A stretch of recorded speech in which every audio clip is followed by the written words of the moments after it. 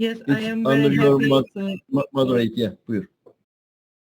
thank you for your presentation to our guest, and I want to introduce Professor Izabela from Poland. She has a presentation about human versus robots, what will be happen in the future, if we would fear, or it will be our future. So thank you, Professor Izabela, for your presentation. It is a nice topic. Thank you very much for your invitation. I would like to give my thanks for Professor Sabri-Oz. And I'd like to give a very short presentation in a few words only. As you know very well, everybody knows very well, that artificial intelligence can bring us many benefits and losses to our society. On the one hand, algorithms independently recognize behaviors that betray stress, active states, and emotional excitation, which could revolutionize not only security checks carried out against possible threats to public safety, like, for example, terrorist attacks, yes, countering terrorist attacks, but also improve the detection of custom crimes, such as related to smuggling of prohibited goods like drugs, weapons, foreign exchange, or at present we can compare it to a fact which is going on in Europe, yes, to illegal immigration of persons.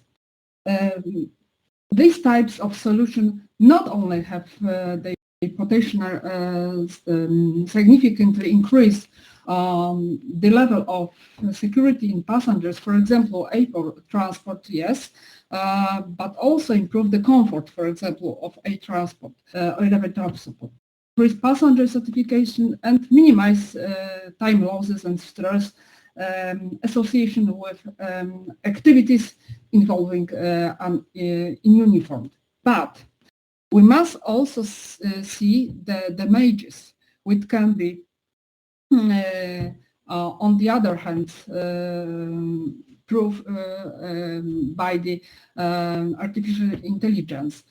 This can be it can be caused both tangible and intangible, and it can be a different risk. First of all, we must know that we lack the control of algorithm, yes?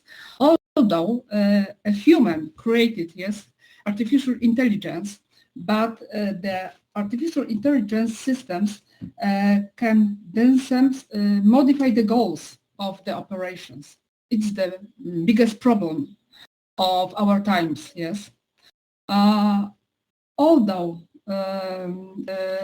we can find the new solutions, yes, the new solution of different operations, but we don't. But some experts, for many years, give to the public false information. Yes, that the computers cannot set tasks for themselves without first finding a justification for them.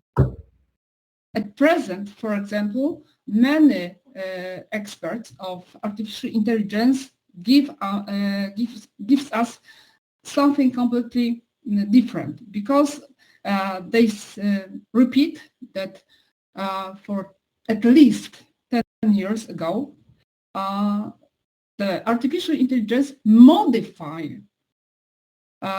their, let's say, artificial brain, yes, in completely different direction, but they don't know how. Nobody knows how. Yes? So we start a perfect machine which moves, but nobody know how they moves and in which direction. So where is the clue of this situation?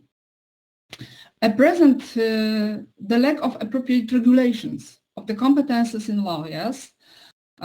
So, for example, European Union started to do something in a European data strategy in 2020. Also, 2 months ago, in March 2023, they decided to stop this progress. For example, to give some branch in which artificial intelligence couldn't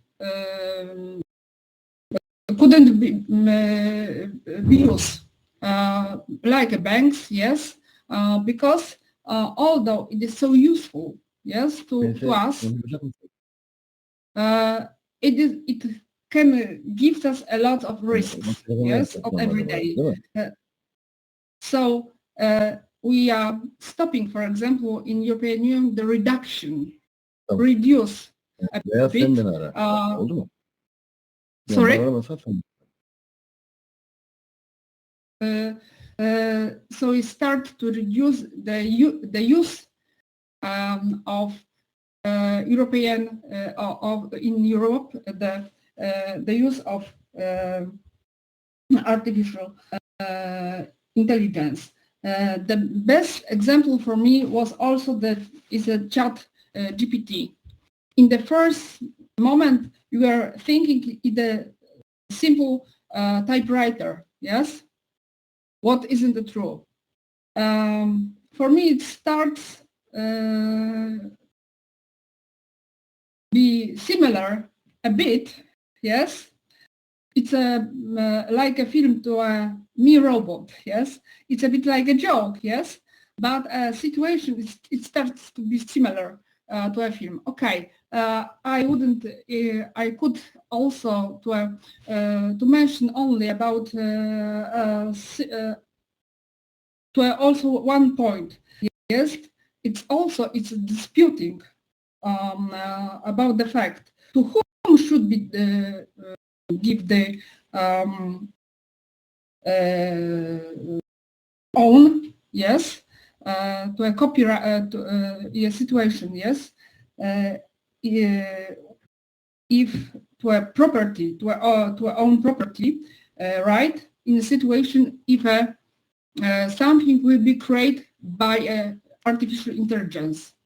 If artificial intelligence will modify something, I mean, what was at the first wrote by a human to a human or to an artificial intelligence. So it's a big problem. Some of the groups say no, it should be given to only to a human because it's a human was a first writer, was a first inventor of something. The other groups say it should be also to artificial intelligence. So it's the only point of the problems which are seeing at present with artificial intelligence. Thank you. That's all.